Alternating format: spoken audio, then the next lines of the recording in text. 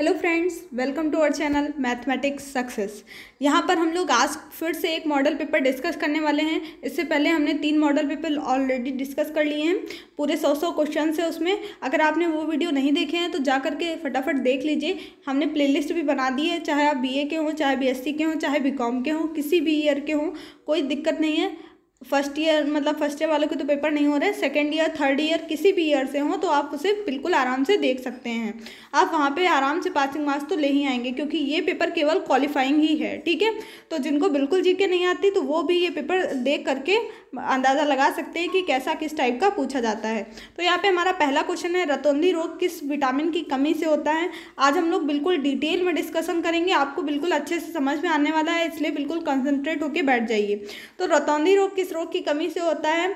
तो विटामिन से होने वाले रोग भी आपको आने चाहिए। ठीक है, तो रतौंधी रोग हमारी विटामिन ए की कमी से होता है। अगर आई से रिलेटेड कोई भी बीमारी है तो वो हमारी विटामिन ए से ही कमी से ही होगी। ठीक है, तो यहाँ पे ऑप्शन ए सही है। ठीक, अगला क्वेश्चन है, ग्रीन हाउस प्रभाव का क्या मतलब है। तो ग्रीन हाउस प्रभाव का क्या मतलब होता है? वायुमंडल में ऑक्सीजन की ताप में कमी, वायुमंडल में ऑक्सीजन की मात्रा में वृद्धि, CO2 की मात्रा में कमी या CO2 की मात्रा में वृद्धि। ठीक है, तो वायुमंडल में जब CO2 की मात्रा में वृद्धि हो जाती है तो ग्रीन हाउस इफेक्ट कहलाता है। अगला क्वेश्चन है, भूमि, जल एवं वायु। तो भूमि, जल और वायु क्या है? तो ये हमारे भौतिक पर्यावरण का निर्माण करते हैं। ठीक है, अगला क्वेश्चन है, कैक्टस जैसे पौधे महत्वपूर्ण हैं। तो कैक्टस जैसे पौधे किस लिए महत्वपूर्ण हैं? तो ये रेगिस्तान जहाँ पे होता है वहाँ पे आपको पता है कि कैक्टस के पौधे कांटे वाले पौधे होते हैं। उनमें मतलब जो पत्तियाँ होती हैं वो कांटे में रूपांतरित हो जाती हैं। क्यों? क्योंकि वहाँ पे बारिश नहीं होती, मतलब कम होती है। तो वहाँ पे जो है पानी की शॉर्टेज के लिए वो लोग अपने अंदर मतलब पानी, वो पत्तियाँ हैं बिल्कुल कांटे में चेंज हो जाती हैं, जिससे पानी जो है वाष्प बन के मतलब उड़े ना उनसे, कि उनके अंदर रहे, तो पेड़ हरा भरा रहे। इसीलिए कैक्टस के जो पौधे होते हैं वो रेगिस्तान में मिलते हैं। ठीक है, तो यहाँ पे ऑप्शन बी सही है। अगला क्वेश्चन है, कौन एक भूमिगत जल स्तर गिरने का कारण नहीं है। तो कौन सा इसमें से एक कारण है जो भूमिगत जल स्तर गिरने का कारण नहीं है? वर्षा की मात्रा, अनियंत्रित जल का निष्कासन, मृदा अपरदन, गहन कृषि। तो देखिए, गहन कृषि का कोई लेना देना नहीं है भूमिगत जल स्तर गिरने से या ना गिरने से, क्योंकि भूमिगत जल स्तर तब गिरता है या तो वर्षा कम होगी। ठीक है, वर्षा कम हो रही है, अनियंत्रित जल निष्कासन, मृदा अपरदन, ये सब भूमिगत जल स्तर के गिरने के कारण हैं। और ना गिरने का सिर्फ एक ही कारण है, गहन कृषि। गहन कृषि का इससे कोई लेना देना नहीं है। ठीक है, अगला है क्वेश्चन, साल, सागवान, बांस और शीशम किस बायोम के वृक्ष हैं। तो जो ये वृक्ष होते हैं साल, सागौन और बांस, शीशम के, ये किस में आते हैं? तो ये हमारे मानसूनी बायोम में आते हैं। ठीक है, अगला क्वेश्चन है, प्रदूषण से संबंधित निम्न कथनों में से कौन सा सत्य है। तो इनमें से कौन सा सत्य है? प्रदूषण से पर्यावरण के तत्व, जलवायु, मिट्टी आदि अपनी नैसर्गिक गुणवत्ता को खो देते हैं। ठीक है, इनमें से कौन सा सही बताना है। दूसरा है, प्रदूषण मानव की विकास प्रक्रिया की देन है। आर्थिक और तकनीक विकास तथा जनसंख्या वृद्धि से पर्यावरण प्रदूषित होता है। तो या फिर उपरोक्त सभी। तो यहाँ पे हमारा ऑप्शन नंबर डी सही हो जाएगा। ये सभी जो है ये सभी प्रदूषण के कारण है। तो अगला क्वेश्चन यहाँ पर हम लोग डिस्कस करेंगे, निम्नलिखित में से कौन सा तत्व स्थल मंडल में सबसे बड़ा घटक है। Oxygen, silicon, carbon dioxide, aluminium. तो यहाँ पे जो हमारा सबसे बड़ा स्थल मंडल का सबसे बड़ा घटक है वो हमारा ऑक्सीजन है। ओके, तो ये क्वेश्चन क्लियर हो गया है। और इंग्लिश मीडियम वाले अगर बच्चों ने वो वीडियो नहीं देखा है तो वो देख लें। अगर उस पर हमने कहा था अच्छा रिस्पांस आता है आपका, तो और भी वीडियोस आपको इंग्लिश में मिलेंगे।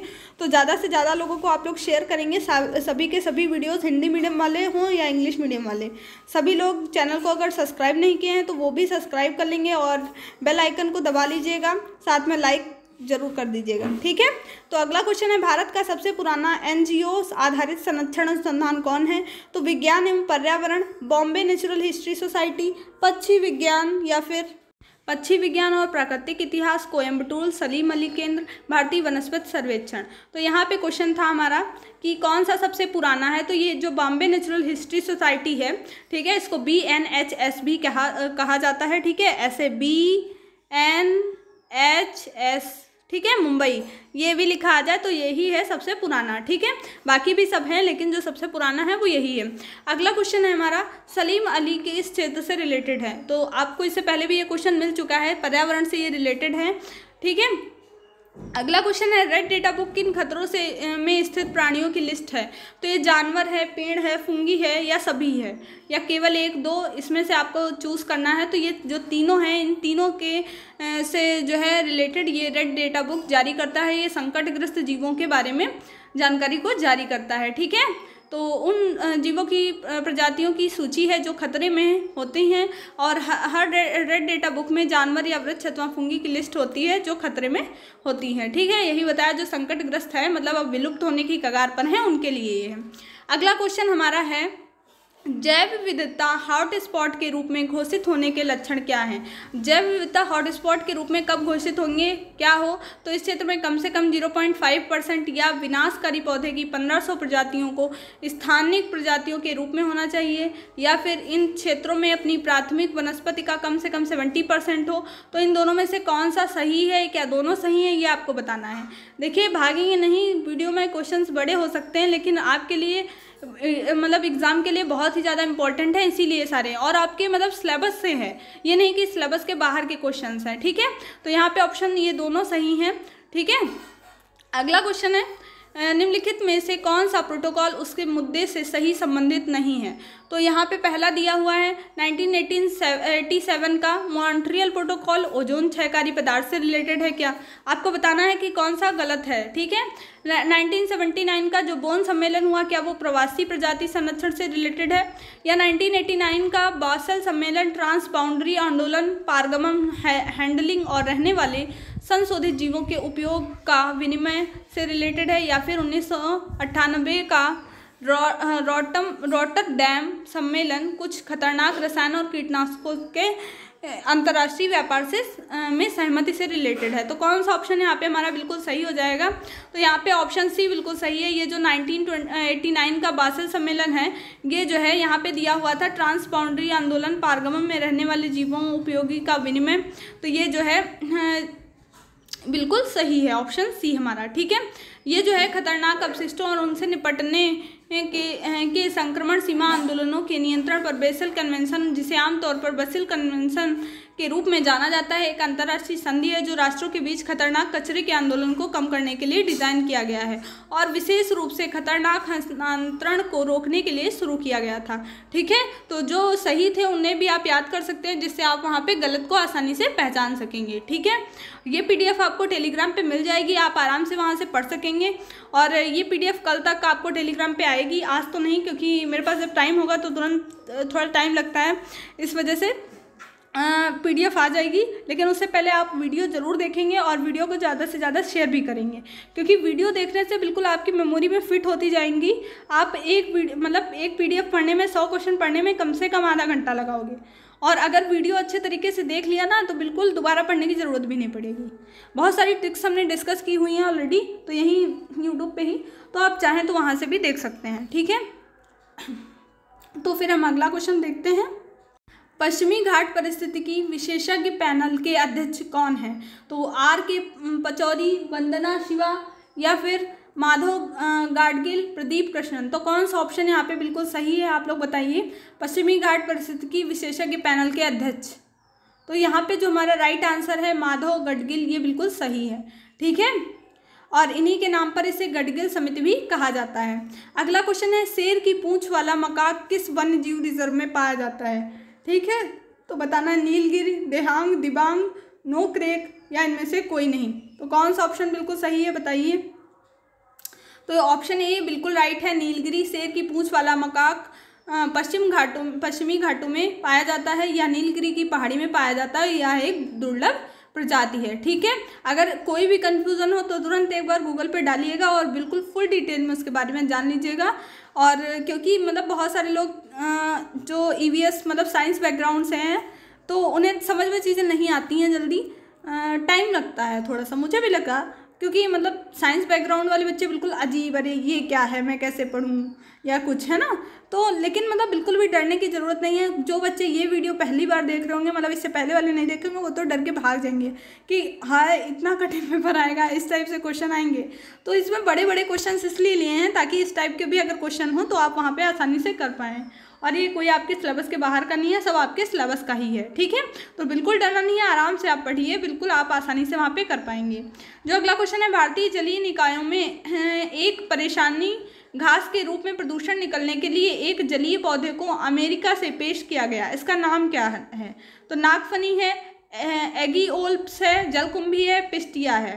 तो यहाँ पे एगिओल्पस है, जो जलकुंभी भी जो है दक्षिण अमेरिका का एक पौधा है, यह बहुत अधिक संख्या में बीज उत्पन्न करता है और इसके बीजों की क्षमता जो होती है वो 30 वर्षों तक होती है। अंकुरण, ये मतलब ये रख लो एक बार, तो वो 30 सालों तक उसको मतलब अंकुरित हो सकते हैं। लेकिन यहाँ पे जो राइट आंसर है वो नागफनी नहीं है, ना ही जलकुंभी है, तो एगिओल्प्स है। ठीक है, जो अमेरिका से पेश किया गया एक घास के रूप में प्रदूषण निकलने के लिए, ठीक है, एक परेशानी है। और भी एक बंगाल का जो है, तो ये जलकुंभी भी जो है हमारे यहाँ काफ़ी जो है खतरनाक माना जाता है पर्यावरण के लिए। ठीक है, अगला है, नाइट्रोजन चक्र में मिट्टी नाइट्रेट्स को मुक्त नाइट्रोजन में किसके द्वारा बदल दिया जाता है? तो नाइट्रीफंगाई बैक्टीरिया, डीनाइट्रीफाइंग बैक्टीरिया, निमोनिफाइंग बैक्टीरिया, या इनमें से कोई नहीं। तो डीनाइट्रीफाइंग बैक्टीरिया जो है वो राइट आंसर है। नाइट्रोजन चक्र में मिट्टी नाइट्रेट्स को मुक्त नाइट्रोजन में डीनाइट्रीफाइंग बैक्टीरिया के द्वारा बदल दिया जाता है। अगला क्वेश्चन है हमारा, सल्फर डाइऑक्साइड के प्रदूषण का जैविक सूचक है? तो काई है, धुआं है, ब्रायोफाइटा है, या इनमें से कोई नहीं। तो ऑप्शन ए बिल्कुल सही है, काई जो है हमारा ये सल्फर डाइऑक्साइड के प्रदूषक का जैविक सूचक है। ठीक है, अगला क्वेश्चन है, पानी में फर्न, अजोला और साइनोबैक्टीरियम अन्नाबेना के बीच संबंध क्या है? बायो वाले बच्चे ये सब वर्ड समझ रहे होंगे। ठीक है, सहजीवी, पारस्परिक, परजीवी या आदि सहयोग। तो यहाँ पे ऑप्शन ए बिल्कुल राइट है, ये सहजीवी हैं। ठीक है, सहजीवी ऐसे होते हैं जो मतलब दूसरे को इफेक्ट किए बिना मतलब उसका लाभ लेते हैं। ठीक है, अगला है, निम्नलिखित में कौन सा मूंगा चट्टान का क्षेत्र नहीं है? तो मन्नार की खाड़ी, खंबात की खाड़ी, लक्षद्वीप, अंडमान निकोबार, इनमें से कौन सा मूंगा का क्षेत्र नहीं है? तो यहाँ पे लक्षद्वीप या खंबात की खाड़ी। खंबात की खाड़ी बिल्कुल सही है। भारत में मूंगा चट्टान की जो हैं वो 4 जगह हैं, मन्नार की खाड़ी है, लक्षद्वीप है, अंडमान निकोबार और कच्छ की खाड़ी। यहाँ पे क्या पूछा था, कौन सा मूंगा चट्टान का क्षेत्र नहीं है? 1 मिनट। भारत में मूंगा चट्टान की 4 जगह हैं, जो मन्नार की खाड़ी, लक्षद्वीप, अंडमान निकोबार, कच्छ की खाड़ी।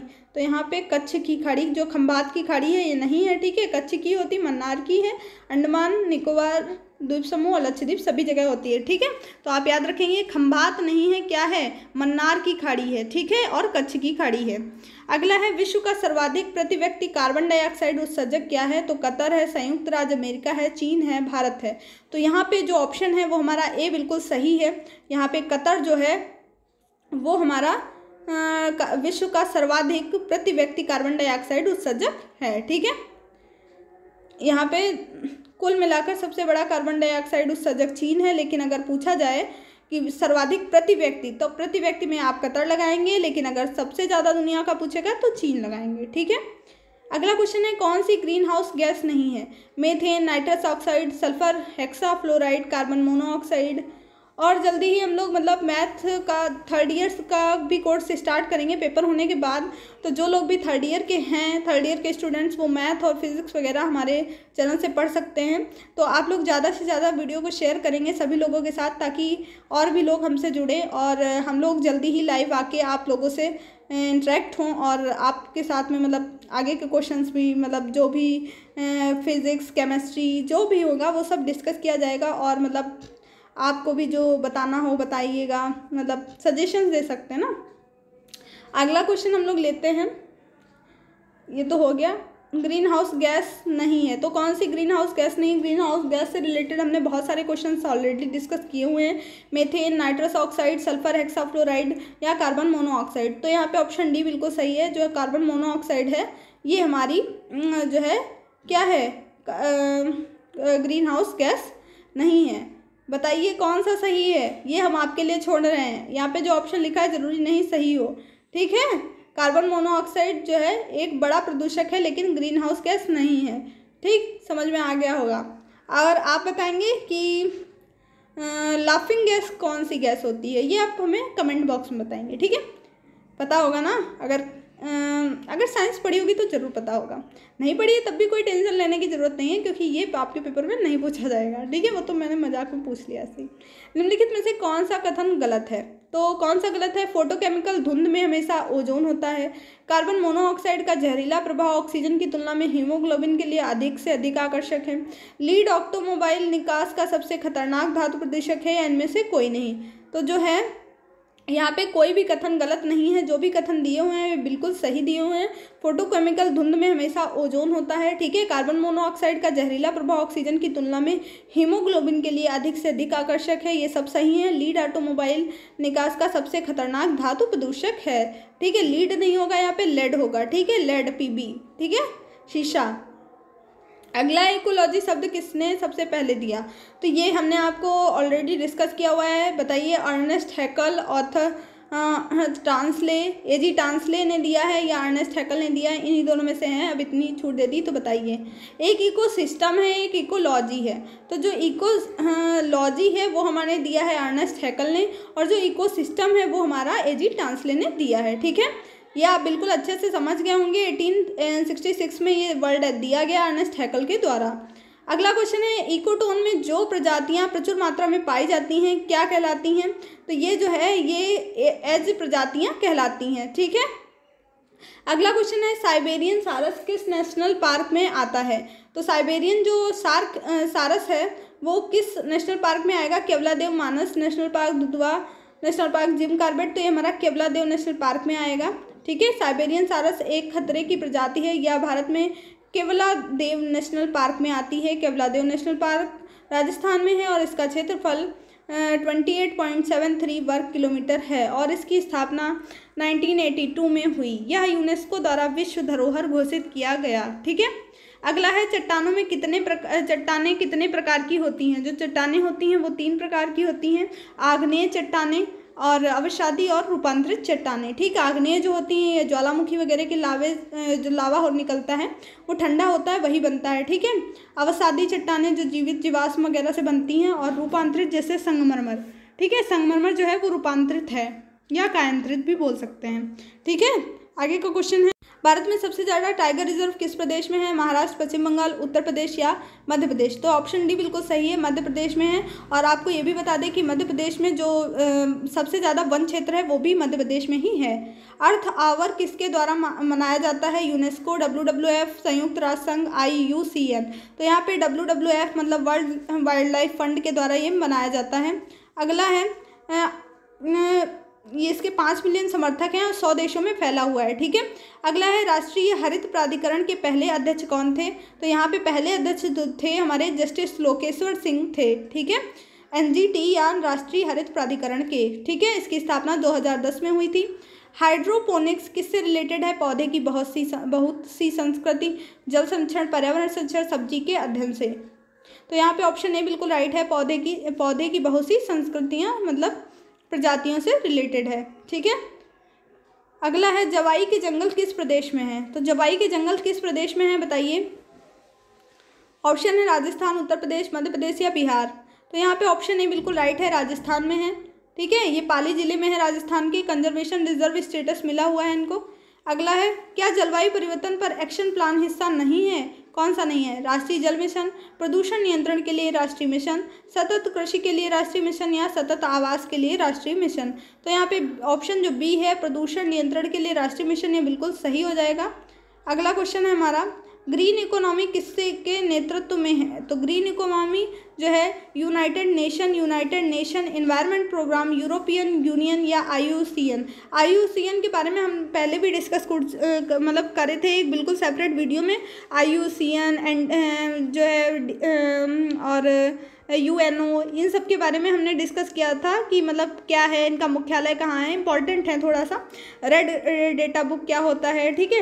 तो अगर वो वीडियोस नहीं देखे हैं तो जा करके देखिए, बहुत ही ज़्यादा इंपॉर्टेंट है सारे। अगर आप मतलब किसी और चीज़ की भी प्रिपरेशन कर रहे हैं तब भी आप इन्हें पढ़ सकते हैं, क्योंकि ये वो कॉमन क्वेश्चन हैं जो हर जगह एग्जाम में पूछ लिए जाते हैं, ठीक है, जहाँ भी पर्यावरण आता होगा। तो यहाँ पे ऑप्शन बी बिल्कुल सही है, यूनाइटेड नेशन एनवायरनमेंट प्रोग्राम, ठीक है। तो अगला क्वेश्चन है हमारा यहाँ पे, पर्यावरण अधिनियम 1986 के अंतर्गत कार्य करते हुए भारत सरकार ने किस प्रदेश में सर्वाधिक पर्यावरण संवेदनशील जगहों की खोज की है? तो महाराष्ट्र में, मध्य प्रदेश में, उत्तर प्रदेश में या बिहार में? तो ऑप्शन ए बिल्कुल राइट है, ये महाराष्ट्र में है। ठीक है, यहाँ की सरकार ने जो है सर्वाधिक पर्यावरण संवेदनशील जगहों की खोज की है। अगला क्वेश्चन हमारा है, विक्रमशील गंगा डॉल्फिन अभयारण्य किस प्रदेश में है? तो जो विक्रमशिला गंगा डॉल्फिन अभयारण्य है वो हमारा बिहार में है। ठीक है, अगला क्वेश्चन हमारा है, निम्नलिखित प्रोटोकॉल में से कौन सा एक्सेस और बेनिफिट शेयरिंग तंत्र से संबंधित है? क्योटो, नागोया, मॉन्ट्रियल प्रोटोकॉल, ये प्रोटोकॉल के बारे में भी हम लोग डिस्कस कर चुके हैं पहले पूरा, या जेनेवा प्रोटोकॉल। तो ये जो है इनमें से पूछा था कौन सा संबंधित है, ये जो बेनिफिट शेयरिंग से रिलेटेड है ये नागोया प्रोटोकॉल है। ठीक है, 29 अक्टूबर 2010 को हस्ताक्षरित हुआ। ठीक है, किस शहर को टाइगर गेटवे ऑफ इंडिया कहा जाता है? भोपाल, नागपुर, मैसूर या लखनऊ? तो बहुत ही अच्छा क्वेश्चन है ये आपका, टाइगर गेटवे ऑफ इंडिया हमारे नागपुर को कहा जाता है। ठीक है, अगला क्वेश्चन है, महाराष्ट्र के शहर नागपुर को टाइगर गेटवे ऑफ इंडिया कहा जाता है। अगला क्वेश्चन हमारा, निम्नलिखित पर ध्यान दीजिए, अंतर्राष्ट्रीय जैविक विविधता, अंतर्राष्ट्रीय चावल अनुसंधान केंद्र, अंतर्राष्ट्रीय मक्का और गेहूँ सुधार केंद्र ये क्रमशः किस देश में है? तो ये जो है हमारा कौन सा ऑप्शन राइट है? तो ऑप्शन ए बिल्कुल राइट है, इटली, फिलीपींस, मैक्सिको। ये ऑप्शन ए बिल्कुल सही हो जाएगा। अगला क्वेश्चन हमारा है, ये आप चाहें तो पढ़ सकते हैं बिल्कुल डिटेल में। अगला है, जैव विविधता का अंतर्राष्ट्रीय कार्यालय कहाँ है? तो जैव विविधता का अंतर्राष्ट्रीय कार्यालय, बहुत इंपॉर्टेंट क्वेश्चन, वेनिस, रोम, जेनेवा या पेरिस? कहाँ है? तो ये हमारा रोम में है। देखिए, अगर आपको एक बार में चीज़ें याद नहीं हो रही, मतलब कोई भी किसी को भी नहीं याद होती हैं ज़्यादातर, कुछ जो मतलब पढ़ ही रहे हैं यही हमेशा से, तो उनको तो बात ही अलग है। तो जिनको नहीं याद हो रहा है वो 2 बार रिपीट करें, एक बार फुल मोड में देखें, एक बार जो है स्पीड पे लगा के देखें, जिसमें मतलब उनको चीज़ें क्लियर हो जाएंगी, क्या मतलब क्या उनकी तैयारी चल रही है, वो कितना कर पा रहे हैं। और मतलब अगली बार में आप अपने आप को ऑब्जर्व करिए कि आप कितने क्वेश्चंस के आंसर बिना उसके दे पा रहे हैं। ठीक, वीडियो को रोक दीजिए, अगर आपको ध्यान देना है कि ऑप्शन देखें फिर तुक्का लगाएं, ठीक है, फिर चेक करें कि हाँ यही है, तो बिल्कुल आसानी से आप कर सकते हैं। अगला है, जैव विविधता का अंतर्राष्ट्रीय कार्यालय रोम में है, ये तो हमने आपको बता दिया। ये है, निम्नलिखित पर ध्यान दीजिए, शाले गैस, कोयला, तल, मीथेन, सशक्त, बलुआ पत्थर, मेथेन, हाइड्रेटेड। तो कौन सा अपरंपरागत स्रोत है? तो इनमें से कौन सा अपरंपरागत स्रोत है?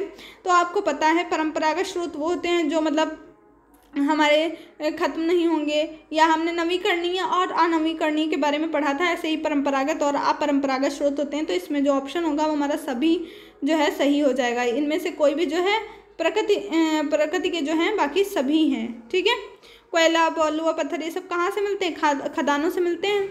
ठीक, अगला है CITES, ठीक है, किस वैश्विक मुद्दे से संबंधित है? तो आप लोग अगर इसका फुल फॉर्म आता हो तो ज़रूर कमेंट करके बताइएगा। ठीक है, पर्यावरण संरक्षण, इंफॉर्मेशन टेक्नोलॉजी, जर्नलिज्म या इनमें से कोई नहीं? तो ऑप्शन ए बिल्कुल सही है, ये हमारा पर्यावरण संरक्षण से रिलेटेड है। ठीक है, अगला क्वेश्चन है, क्लार्क बी बेविन पुरस्कार किससे संबंधित है? तो क्लार्क बी बेविन जो पुरस्कार है ये हमारा वन्यजीव या पर्यावरण संरक्षण या जल संरक्षण, खेल से किससे रिलेटेड है? तो ऑप्शन ए बिल्कुल राइट है, ये वन्यजीव सुरक्षा से रिलेटेड है। ठीक है, क्लार्क बी बेविन पुरस्कार वन्यजीव सुरक्षा से संबंधित है। यह पुरस्कार जो है इस वन्यजीव सुरक्षा के क्षेत्र में काम करने वाले लोगों को दिया जाता है। अगला है, GRIHA मानक किससे संबंधित है? तो जल मानक से, पर्यावरण से, आर्किटेक्चर मानक से या इनमें से कोई नहीं? तो ऑप्शन बी बिल्कुल सही है, पर्यावरण मानक से। देखिए, पर्यावरण के बारे में पढ़ रहे हैं तो सब कुछ पर्यावरण से ही रिलेटेड होगा, जाहिर सी बात है। ठीक है, GRIHA मानक, ये इसको मतलब ये जो कैपिटल लेटर में लिखा होता है इनके कुछ ना कुछ फुल फॉर्म होते हैं, तो अगर आपको पता नहीं है फुल फॉर्म तो वहाँ पे आप नहीं कर पाएंगे। ठीक है, तो इसलिए इनको ध्यान से थोड़ा सा, जैसे UNO का यूनाइटेड नेशन ऑर्गेनाइजेशन है, ठीक है, IUCN है, ये सब इम्पॉर्टेंट हैं, तो उनके आप ध्यान रखिए, सभी के ज़रूरी नहीं है। तो ये हो गया हमारा। आगे है, राष्ट्रीय वन्यजीव बोर्ड का चेयरमैन है, तो कौन होते हैं राष्ट्रीय वन्यजीव बोर्ड के चेयरमैन? हमारे प्रधानमंत्री जी होते हैं। ठीक है, ऑप्शन ए बिल्कुल राइट है। अगला जो क्वेश्चन है वो पूछ रहा है, परबिंगुलम वन्यजीव अभयारण्य किस प्रदेश में है? ठीक है, तो परम्बिकुलम वन्यजीव जो है वो हमारा केरल में है, तमिलनाडु, आंध्र प्रदेश या कर्नाटक? तो कौन सा ऑप्शन राइट हो जाएगा? ऑप्शन ए बिल्कुल राइट है, केरल में है। ठीक है, 89 वर्ग किलोमीटर में फैला हुआ है। अभी तक भी अगर वीडियो को लाइक नहीं किया है तो पहले फटाफट लाइक करिए, और उम्मीद करते हैं आपने अभी तक शेयर कर दिया होगा। अगर शेयर भी नहीं किया है तो प्लीज़ ज़रूर से शेयर करिए अभी अभी, और उसके बाद आगे का वीडियो देखिए। ठीक है, कर दिया ना? नहीं किया?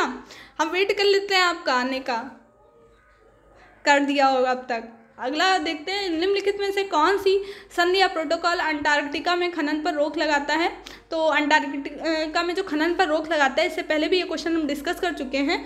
ऑप्शन ए बिल्कुल सही है, अंटार्कटिका एनवायरनमेंट प्रोटोकॉल जो है ये रोक लगाता है खनन पर। ठीक है, अंटार्कटिका में। भारत का पहला समुद्री राष्ट्रीय उद्यान कौन सा है? आपको हमने एक वीडियो में बोला था तैरता हुआ राष्ट्रीय उद्यान बताइए, तो केबो लामजाओ जो है वो हमारा तैरता हुआ राष्ट्रीय उद्यान है। ये हमारा बी ऑप्शन सही है, समुद्री राष्ट्रीय उद्यान कच्छ की खाड़ी में है। भारत का ये पहला जो है समुद्री राष्ट्रीय उद्यान है। 1982 में इसकी स्थापना हुई थी। फास्ट फूड से निपटने के लिए किस देश ने आंदोलन चलाया? ये हम इससे पहले भी डिस्कस कर चुके हैं। तो यहाँ पे जो हमारा राइट ऑप्शन है ये हमारा इटली है। ठीक है, अगला है, ओजोन परत के क्षरण में क्लोरोफ्लोरोकार्बन का मुख्य स्रोत क्या है? तो रेफ्रिजरेटर होता है, क्योंकि इसमें क्लोरोफ्लोरोकार्बन कहे या फ्रियॉन गैस कहे, ये दोनों ही रेफ्रिजरेटर में होती हैं। ठीक है, अगला क्वेश्चन है, निम्नलिखित पदार्थों में से यदि सब की समान मात्रा जलाई जाए तो सर्वाधिक कार्बन डाइऑक्साइड का उत्सर्जन कौन सा पदार्थ करेगा? ठीक है, यदि सबकी समान मात्रा जला दें तो कौन जो है सबसे ज़्यादा करेगा कार्बन डाइऑक्साइड का उत्सर्जन? तो यहाँ पे ऑप्शन बी बिल्कुल सही है, केरोसिन। केरोसिन मीन्स मिट्टी का तेल। ठीक है, पहले पुराने ज़माने में मिलता था, अब तो मिट्टी का तेल सरकार ने बंद कर दिया है। मतलब सबको लाइट दे रहे हैं तो मिट्टी का तेल खत्म कर रहे हैं। अगला क्वेश्चन हमारा है, जैव ईंधन का क्या उद्देश्य है? तो यहाँ पे ऑप्शन हमारा जो है वो डी राइट है, इनमें से कोई भी नहीं है। वनों की कटाई और मिट्टी का क्षरण का मुकाबला करने के लिए जैव ईंधन नहीं, दुनिया को बेहतर खाद्य सुरक्षा प्रदान करने के लिए नहीं, जैव विविधता को संरक्षित करने के लिए कोई भी नहीं है। ओजोन डे मनाने की घोषणा किस प्रोटोकॉल में हुई? ओजोन डे मनाते हैं, ओजोन लेयर को मतलब प्रोटेक्ट करते हैं, तो ये जो है किस प्रोटोकॉल में कहा गया? तो नागोया, मॉन्ट्रियल, जेनेवा या क्योटो? तो यहाँ पे नागोया जो प्रोटोकॉल था उसमें ये कहा गया। ठीक है, 1 मिनट। ठीक है, तो 1987 में ये आया था। अगला क्वेश्चन है हमारा, राष्ट्रीय हरित कोर का क्या उद्देश्य है? तो इनमें से कौन सा उद्देश्य है? तो ये सभी जो है उद्देश्य नहीं होंगे। यहाँ पे युवाओं को पर्यावरण और पारिस्थितिकी के बारे में बताना ये उद्देश्य है। पर्यावरणीय कानून बनाना, कानून तो बहुत सारे बना के रखे हैं वैसे भी। ठीक है, राष्ट्रीय हरित कोर का उद्देश्य पूछा है, तो यहाँ पे युवाओं को पर्यावरण और पारिस्थितिकी के बारे में बताना, मतलब जैसे हमारे जो सिलेबस में ऐड कर दिया, अब ऐड कर दिया मतलब आप इसके बारे में पढ़ रहे हैं ना, वरना आपके सब्जेक्ट तो ये नहीं है, लेकिन आपको कंपलसरी है देना पेपर। क्यों है? कि इसीलिए कि आप इसके बारे में जान पाएँ। ठीक है, अगला क्वेश्चन है, माधव गडगिल पैनल ने किस क्षेत्र को पारिस्थितिकी रूप में महत्वपूर्ण क्षेत्र घोषित किया है? तो कौन सा जो है घोषित करने का सुझाव दिया? तो पश्चिमी घाट, पूर्वी घाट, हिमालय क्षेत्र या गंगा जमुना का मैदान? तो माधव गडगिल पैनल ने जो है पश्चिमी घाट को इसमें शामिल करने का सुझाव दिया। ठीक है, अगला क्वेश्चन है, चेचू जनसंख्या बोल रहे हैं, जनजाति किस, अच्छा जनसंख्या की दृष्टि से भारत किस स्थान पे है? आप लोग ये कमेंट बॉक्स में बताएंगे। बहुत ही ईजी क्वेश्चन है, जरूर सब लोग बताएंगे। ठीक है, चेचू, ठीक है यही था चेचू। ठीक है, 1 मिनट, क्वेश्चन चला जाता है इधर उधर, दिक्कत हो जाती है। नो टेंशन, आ जाएगा। आप लोग तब तक जो है अपना अपना कमेंट लिख लीजिए, शेयर कर दीजिए। तो यहाँ पे ये क्वेश्चन था, चेचू जनजाति किस क्षेत्र के सुरक्षा से संबंधित है? तो जो चेचू जनजाति है वो किस वन्य क्षेत्र में वन्य जीव के सुरक्षा से रिलेटेड है? तो नागार्जुन श्रीशैलम आंध्र प्रदेश से रिलेटेड है। अगला है, पर्यावरण लेखांकन क्या है? तो जो पर्यावरण लेखांकन है ये हमारा क्या है? या पर्यावरण संसाधनों की खपत को मापने की विधि है, या हरी क्षेत्रों का सांख्यिकी विश्लेषण करने का तरीका है, या दोनों है? तो यहाँ पे जो ऑप्शन ए है बिल्कुल राइट हो जाएगा, या पर्यावरण के प्राकृतिक संसाधनों की खपत को मापने की एक विधि है। ठीक है, अगला है, बिली अर्जुन सिंह का नाम किस राष्ट्रीय उद्यान से संबंधित है? तो जो बिली अर्जुन सिंह का नाम है वो हमारा किस राष्ट्रीय उद्यान से रिलेटेड है? तो दुधवा राष्ट्रीय उद्यान से ये रिलेटेड है। ठीक है, इनका जो है ये पूर्व शिकारी थे, और एक छोटे तेंदुए के शिकार के बाद उनका हृदय परिवर्तन हो गया, उन्होंने मतलब इसकी स्थापना कर दी। ठीक है, तो इसीलिए ये ऑप्शन बिल्कुल सही है। बारिश होने लगी है। अगला देखते हैं, राष्ट्रीय हरित प्राधिकरण की मुख्य बेंच कहाँ है? तो राष्ट्रीय हरित प्राधिकरण की मुख्य बेंच भोपाल में है, कानपुर में, लखनऊ, इलाहाबाद में, तो भोपाल में है। ठीक है, इसके बारे में लिखा हुआ है, बिल्कुल पढ़ सकते हैं। निम्नलिखित में से क्या पौष्टिक स्तरों पर हमेशा एक खाद्य श्रृंखला में घट जाती है? ऊर्जा बताई थी, खाद्य श्रृंखला याद आया कुछ? उत्पादक से प्राथमिक उपभोक्ता में, प्राथमिक से द्वितीयक में, द्वितीयक से तृतीयक में मीन्स ऊर्जा। ठीक है, अगला है निम्नलिखित में से कौन जैविक उर्वरक कौन है? तो राइजोबियम, एजोटोबैक्टर, सहजीवी संबंध या सभी? तो यहाँ पे ऑप्शन डी बिल्कुल राइट है, सभी। ठीक है, कुछ ये लिखे हुए हैं, आप चाहें तो इन्हें याद कर सकते हैं। ठीक है, जैविक उर्वरक खेती में प्रयोग किया जाता है, ये किफ़ायती होने के कारण कम प्रदूषक होते हैं।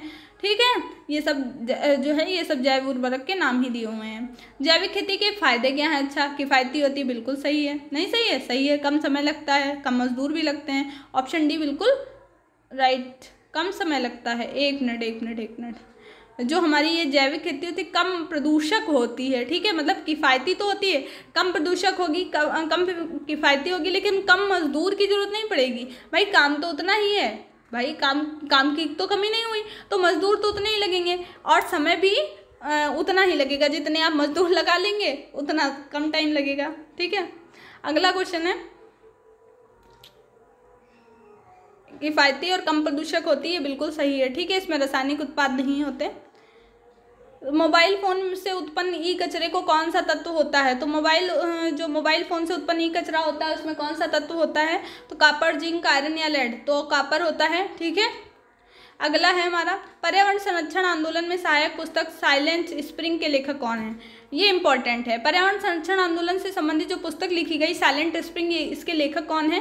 पट हुत Ching's, Rochelle corner, Amrita Devi? तो रॉशल कॉर्सन ने लिखा है। अमृता देवी अच्छा किससे रिलेटेड है? इससे पहले हम लोग डिस्कस कर चुके हैं, तो आप लोग बताएंगे इसके लिए इनको क्या मिला। ठीक है, इसके लिए इनको कुछ मिला था क्या? साइलेंट स्प्रिंग के लेखक जो है रसल कार्सन हैं और ये पुस्तक इतने को प्रकाशित हुई और पेस्टिसाइड के दुष्प्रभाव के बारे में बताती है। अगला क्वेश्चन जो हमारा है, ये निम्नलिखित में से कौन सा ग्रह जो है या पिंड उल्टा हरित ग्रह प्रभाव को दर्शाता है? मतलब उल्टा हरित ग्रह प्रभाव दर्शाता है, मंगल ग्रह या शुक्र या बृहस्पति या टाइटन? तो टाइटन ऐसा है जो उल्टा जो है हरित ग्रह प्रभाव को दर्शाता है। ठीक है, ये शनि का उपग्रह है टाइटन, अगर पता नहीं है तो जान लीजिए। किस खाद्य श्रृंखला में संख्याओं का पिरामिड उल्टा होता है? आपको बताया था कल हमने जो पिछले वीडियो में, खाद्य पिरामिड कुछ इस टाइप से होता है। यहाँ सबसे नीचे उत्पादक, यहाँ पे फिर प्राथमिक, फिर द्वितीयक, फिर तृतीयक, उपभोक्ता, इस टाइप से आते हैं। तो ये जो ऑप्शन सी सही है, परजीवी खाद्य श्रृंखला में संख्याओं का जो पिरामिड होता है ये उल्टा बनता है। अगला है कार्बन लेवी क्या है? तो कार्बन लेवी जो होता है ये कार्बन ईंधन पर लगने वाला कर होता है। ठीक है, अगला क्वेश्चन है, भारत के क्षेत्रफल का कितना प्रतिशत भाग सुरक्षित क्षेत्रों में आता है? कल हमने पूछा था, एक क्वेश्चन था कि भारत का कितना प्रतिशत भाग वन है। ठीक है, तो यहाँ पे कौन सा ऑप्शन सही था? तो ये कौन सा पार्ट सही है? तो ऑप्शन भी बिल्कुल सही है, 5%। और जो वो क्वेश्चन था उसका जो है 24 पॉइंट समथिंग हमारे वन होते हैं। ठीक है, ये बार बार टच हो जाता है। हम लोग लगभग कौन से क्वेश्चन पे थे? 70, थोड़ा सा ऊपर, हाँ यही वाला। ठीक है, जेट्रोफा के अलावा निम्नलिखित में से किस पेड़ के बीज का तेल भारत में सैकड़ों परियोजनाओं के लिए संयंत्र चालक के रूप में यूज़ होता है? जेट्रोफा के अलावा पूछा है तो जो पोंगामिया पिन्नाटा है ये यूज़ होता है। ठीक है, अगला है, निम्नलिखित पर ध्यान दीजिए। ठीक है, ये दिए हुए हैं, समुदाय रिजर्व, पारिस्थितिकी संवेदनशील क्षेत्र, जीवमंडल रिजर्व, वन्य जीव पर्यावरण संरक्षण से संबंधित निर्धारित प्रक्रियाओं के अनुसार उपयुक्त में से कौन सा भारत में तय किया गया? केवल एक, दो, सभी? तो कौन सा ऑप्शन सही है? यहाँ पे केवल एक है जो समुदाय रिजर्व, ये बिल्कुल सही है। ठीक है, बाकी बिल्कुल गलत हैं। ये दिए हुए हैं, जलवायु लचीला कृषि पर राष्ट्रीय पहल है, राष्ट्रीय सतत कृषि मिशन है। इनमें से प्रधानमंत्री की जलवायु परिवर्तन परियोजना में क्या शामिल है? जो प्रधानमंत्री जलवायु परिवर्तन योजना में शामिल है वो कौन सा है? 1, 2? तो यहाँ पे जो ऑप्शन बी है, राष्ट्रीय सतत कृषि मिशन, ये शामिल है प्रधानमंत्री जलवायु परिवर्तन योजना में। अगला क्वेश्चन हमारा है, आईची टाइगर किससे संबंधित है? तो आईची टाइगर जो है क्योटो नागोया प्रोटोकॉल, जेनेवा, तो ये हमारा नागोया प्रोटोकॉल से रिलेटेड है। ठीक है, अगला है, अम्लीय वर्षा ऐतिहासिक इमारतों का नुकसान करती है, कौन सी प्रक्रिया अंतिम उत्पादक है? तो ऑप्शन बी बिल्कुल सही है, जो जिप्सम है वो अंतिम उत्पादक है। ठीक है, तो अगला क्वेश्चन हम लोग पढ़ते हैं, देखते हैं क्या है। राष्ट्रीय चंबल वन्यजीव अभयारण्य किन तीन प्रदेशों में है? तो राष्ट्रीय चंबल जो वन्यजीव अभयारण्य है ये 3 प्रदेशों में पड़ता है। कौन कौन से? तो राजस्थान, मध्य प्रदेश और यूपी में। ठीक है, RMU आप याद रखेंगे। ठीक है, R M U, R for Rajasthan, M for Madhya Pradesh, U for UP. ठीक है, अपना यूपी। अगला है, ये घड़ियालों और डॉल्फिनों के लिए मेन रूप से है। जापान की निम्नलिखित में से दो बीमारियों पर ध्यान दीजिए। मिनीमाता, इटाई। तो इनमें से दो, इस बीमारी के फैलने की वजह कौन सी है? तो पारा और आर्सेनिक पारा। तो पहली मिनीमाता है। देखिए यहाँ पे मिनीमाता का पहले आपको पूछा गया है, इसलिए पहले में देखिए मिनीमाता होगा। इन्हीं दोनों में से कोई सा सही है? तो कौन सा सही है? पहले मिनीमाता से पारा से होता है या इटाई पारा से होता है? कौन सा सही है? तो यहाँ पे जो हमारा ऑप्शन सी है, पारा और कैडमियम। ठीक है, तो जो मिनीमाता रोग होता है वो हमारा पारा से होता है। देखिए पारा बताया था, पारा से होता है, और जो इटाई रोग होता है ये कैडमियम से होता है। ठीक है, अगला क्वेश्चन है, नामदफा राष्ट्रीय उद्यान किस प्रदेश में है? तो ये नामदफा हमारा अरुणाचल प्रदेश में है। अरुण नाम है उसका, जैसे किसी का नाम अरुण है तो हमने कहा कि अरे उसका नाम तो अरुण है, तो नाम मीन्स उसका नाम तो अरुण है, अरुणाचल प्रदेश में है नामदफा। ठीक है, बिल्कुल इसी टाइप से रिलेट करते करते पढ़ेंगे तो आपको चीज़ें बिल्कुल क्लियर हो जाएंगी, दोबारा से पढ़ना भी नहीं पड़ेगा। ठीक है, तो अगला क्वेश्चन हम देखते हैं, कौन सा है? जैव विविधता अधिनियम 2002 के बारे में कथनों पर ध्यान दीजिए। तो कौन सा कथन सही है? तो यहाँ पे जो ऑप्शन सी है बिल्कुल सही है, हम केवल सही वाला इसलिए बता रहे हैं ताकि आप कंफ्यूज ना हो। ठीक है, राष्ट्रीय जैव विविधता प्राधिकरण से बिना अनुमति के बिना जैव संसाधनों से संबंधित पेटेंट लागू नहीं किया जा सकता, ये बिल्कुल सही है। अगला है, वर्ल्ड वेटलैंड डे की शुरुआत कब की गई? तो यहाँ पे ऑप्शन सी बिल्कुल राइट है, 1971 में इसकी शुरुआत की गई। ये जो है वेटलैंड डे जो मनाया जाता है हर साल 2 फरवरी को मनाया जाता है, 1971 में इसकी शुरुआत हुई थी। केंद्रीय प्रदूषण नियंत्रण बोर्ड द्वारा आवासीय क्षेत्रों में अधिकतम ध्वनि सीमा कितनी हो सकती है? तो आपको बताया था 60 डेसिबल आपकी सुनने की होती है, 65 डेसिबल से ऊपर होती है तो आपकी वो होती है मतलब शोर कहा जाता है उसको। तो यहाँ पे जो आवासीय क्षेत्रों में मैक्सिमम ध्वनि सीमा होती है वो 55 के आसपास होती है। ठीक है, तो ऑप्शन यहाँ पे बी बिल्कुल सही है। ठीक है, जो केंद्रीय प्रदूषण नियंत्रण बोर्ड द्वारा कहा गया है वो 55 डेसिबल बोला गया है। बिलगिरी रंगा मंदिर वन्यजीव अभयारण्य किस प्रदेश में है? तो ये हमारा पड़ता है कर्नाटक में, ऑप्शन सी बिल्कुल सही है।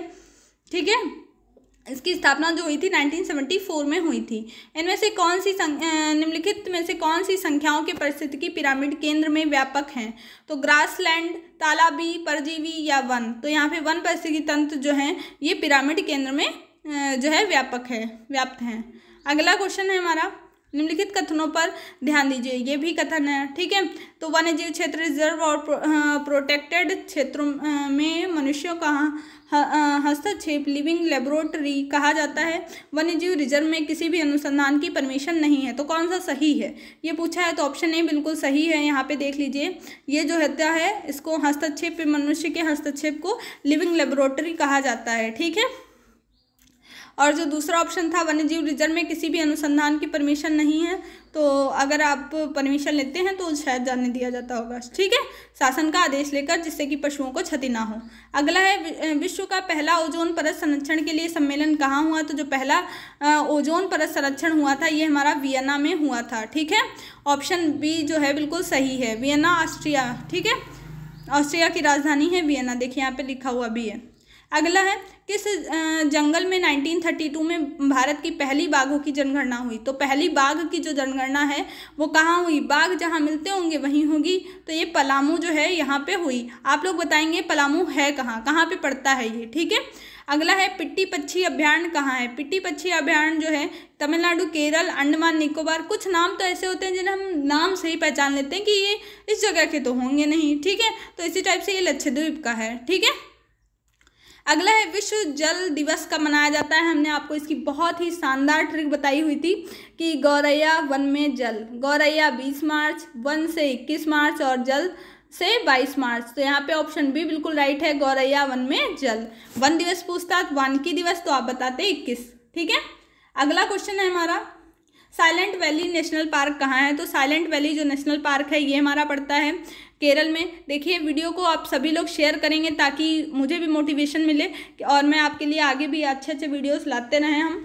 और मतलब आप लोग शेयर करेंगे, ज़्यादा से ज़्यादा लोग कमेंट करके बताएंगे कि वीडियो कैसा लगा, तो आप लोग जानते हैं कि मतलब अच्छा लगता है कि हाँ चलो पसंद आ रहा है वीडियो, तो चलो बनाते हैं और भी क्वेश्चंस देते हैं। ठीक है, तो आपका 1 तारीख तक जब तक पेपर नहीं होता आपको डेली ही एक मॉडल पेपर मिलेगा, तो मतलब आपको कुछ अंदाज़ा हो जाएगा किस टाइप से पेपर आता है। ठीक है, तो आप यहाँ से सारे क्वेश्चंस अगर देखते हैं, अगर हर एक वीडियो को आपने 2 बार देखा है तो 2 से 3 बार देख लीजिए, बिल्कुल क्लियरली आपको तैयार हो जाएंगी चीज़ें। ठीक है, इतने ज़्यादा तो वीडियोस भी नहीं कि आप देख नहीं सकते। ठीक है, परम्बिकुलम वन्यजीव अभयारण्य कहाँ है, इससे पहले भी ये क्वेश्चन आ चुका है, तो ये हमारा केरल में है। ठीक है, IUCN द्वारा जारी खतरे में प्रजातियों की निम्नलिखित लिस्ट पर ध्यान दो, तो ये लिस्ट दी हुई है, तो इसमें पूछा है बढ़ते क्रम में प्रजातियों को रखना है। देखिए, हमने इससे पहले आपको चिपको आंदोलन के बारे में बताया था, तो अगर आपको पता है तो बताइए चिपको आंदोलन के प्रणेता कौन है, नीचे कमेंट बॉक्स में बताइएगा। ये पिछले का क्वेश्चन है। ठीक है, पिछले जो हम पढ़ा चुके हैं उसमें से, तो यहाँ पे ऑप्शन सी जो बिल्कुल राइट है, 1 2 3 ये सभी लाइन से ही दी हुई हैं। ठीक है, ये IUCN द्वारा जारी खतरे में प्रजातियां हैं। ठीक है, अगला क्वेश्चन हमारा है, ये देख लीजिए आप लोग, इन सबके जो है क्या मतलब होते हैं। ठीक है, तो ये पूरा लिखा हुआ है, आपको PDF में मिल जाएगा, आप आराम से पढ़ सकते हैं। ठीक है, हिंदी में भी इंग्लिश में भी सभी के लिए है। निम्नलिखित अंतर्राष्ट्रीय निकायों में से किसी बाघों को बचाने और बाघ के आवास को संरक्षित करने के लिए ग्लोबल टाइगर इनिशिएटिव शुरू करने में सक्रिय रुचि ली गई, तो United nation, world bank, world economic forum या इनमें से कोई नहीं, तो ऑप्शन बी बिल्कुल राइट है, वर्ल्ड बैंक। ठीक है, अगला क्वेश्चन है, तटीय विनिमय क्षेत्र के संदर्भ में निम्नलिखित बयानों पर विचार करिए। भारत में 1991 में CRZ अधिसूचना में तटीय क्षेत्र उच्च ज्वार पर आधारित थे। 2004 की स्वामीनाथन रिपोर्ट, स्वामीनाथन अच्छा बताया था, आपको याद है कि अभी हमने आपको बताया था, मतलब अपने पहले वाले वीडियोस में ही बताया था कि हरित क्रांति रिलेटेड किससे है, तो खाद्यान्न से रिलेटेड है, जो MS स्वामीनाथन है ये उसके जनक हैं। ठीक है, ये उच्च ज्वार लाइन सर्वोत्तम अभ्यास नहीं है और कम वैज्ञानिक है। CRZ कानून 2011 के बजाय तटस्थ किनारों पर निर्भरता रेखा की सीमा तय करता है, तो इनमें से कौन सा कथन सही है, तो 1 और 2 दोनों सत्य हैं। ठीक है, 3 वाला सही नहीं है। तो भारत में 1991 में CRZ अधिसूचना में तटीय क्षेत्र उच्च ज्वार पर आधारित थे, और 2004 में जो है स्वामीनाथन रिपोर्ट इस बात का रिव्यू करने के लिए थी कि उच्च ज्वार लाइन सर्वोत्तम अभ्यास नहीं है और कम वैज्ञानिक हैं। ठीक है, अगला है, भारत का पहला समुद्री जैव विविधता के लिए राष्ट्रीय केंद्र कहाँ है। ठीक है, तो पहला जो समुद्री जैव विविधता के लिए राष्ट्रीय केंद्र है वो हमारा जो है पड़ता है कहाँ पे, ये जामनगर, नई दिल्ली, मुंबई, गया, गांधीनगर, तो ये हमारा पड़ता है जामनगर में, गुजरात में पड़ता है। ऑप्शन जो है वो हमारा ए बिल्कुल राइट है। ठीक है, अगला है, जेट्रोफा कर्कस कहाँ पाए जाते हैं। जेट्रोफा आपको ज़्यादातर इसको बोल देते हैं डीजल, डीजल ट्री भी बोल देते हैं। ठीक है, मतलब उसे बोलते हैं डीजल बनता है, पता नहीं बनता है कि नहीं, लेकिन सुना है ऐसा। ठीक है, यूरोप में, उत्तरी अमेरिका, दक्षिण अफ्रीका, मध्य अमेरिका, तो ऑप्शन डी बिल्कुल सही है, मध्य अमेरिका में। ठीक है, अगला क्वेश्चन है, देखिए इसमें लिखा हुआ है, यह तेल कार, पंखा आदि चलाने के काम आता है, इसीलिए शायद इसको डीजल बोल देते हो।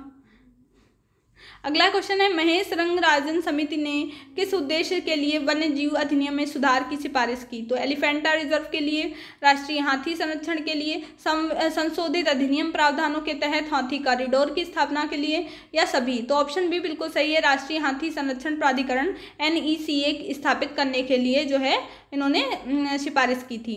अगला है, निम्नलिखित पर ध्यान दीजिए, आयरन, मॉलिब्डेनम, मैग्नीशियम, तो क्या जैविक नाइट्रोजन फिक्सेशन में सहायक है, कौन सा सहायक है, तो ऑप्शन जो है यहाँ पे हमारा ए बिल्कुल राइट है, केवल 1 और 2। ठीक है, आयरन और मॉलिब्डेनम, तो ये जो है जैविक नाइट्रोजन फिक्सेशन में हेल्प करते हैं। अगला क्वेश्चन है, निम्नलिखित पर ध्यान दीजिए, nitrogen oxide, carbon dioxide, methane, तो कौन धरती पर ओजोन बनाने में सहायक है, तो जो 1 और 3 है।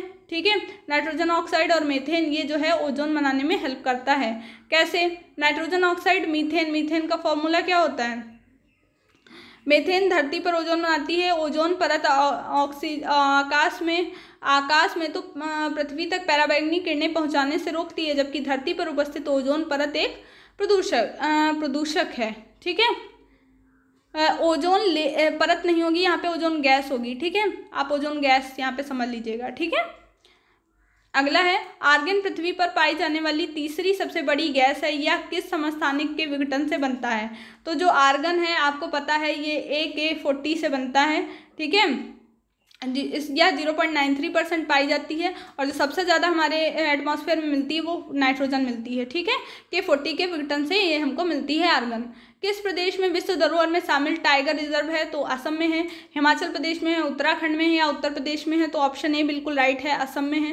देखिए अब 2 क्वेश्चन ही सिर्फ बचे हुए हैं, अगर अभी भी आपने शेयर नहीं किया है तो सभी लोगों को शेयर करेंगे और लाइक तो करके ही जाएंगे, साथ में कमेंट भी करेंगे। आप लोग कमेंट नहीं करते हो ना ही आंसर बताते हो तो इससे हमारा कोई लॉस नहीं होता, आप ही लोगों का लॉस होता है। अगर आप पढ़ेंगे तो आप अच्छे से कर पाएंगे, ठीक है। अगला ये क्वेश्चन देख लीजिए, भारतीय वनस्पति सर्वेक्षण BSI का मुख्यालय कहाँ है? मुंबई, पुणे, हैदराबाद, कोलकाता, ठीक है।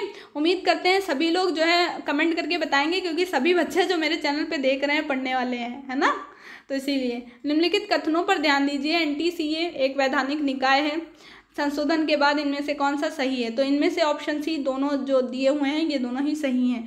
NTCA का फुल फॉर्म और NTCA की घोषणा वन्यजीव सुरक्षा अधिनियम में संशोधन के बाद हुई थी।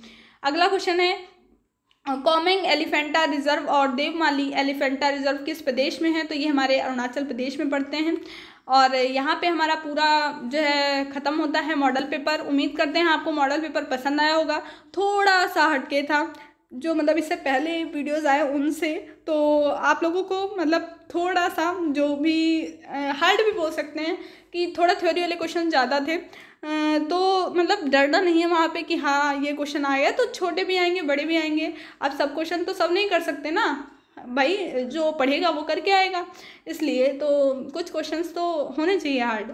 और बस इतना ही इस वीडियो में बताते हैं, मिलेंगे अपने नेक्स्ट वीडियो में। अगर आपको वीडियो पसंद आया है तो लाइक करके जाइएगा, कमेंट करके बताइएगा कि कैसा लगा और फिर हम लोग अगले वीडियो में मिलेंगे। जय हिंद, जय भारत।